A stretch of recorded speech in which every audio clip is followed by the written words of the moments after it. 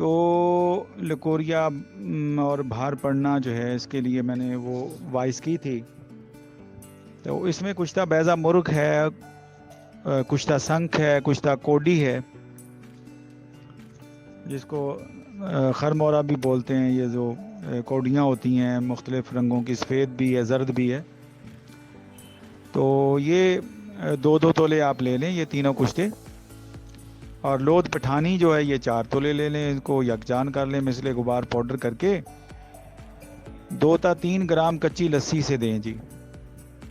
दिन में 2-3 बार आप देंगे इंशाल्लाह, तो हफ्ते 10 दिन में आप देखेंगे बार पड़ना, लकोरिया सारा ख़त्म हो जाएगा।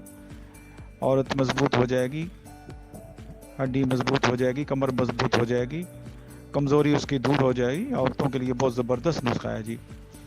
बनाएं और मखलूक खुदा की खिदमत करें। अस्सलाम।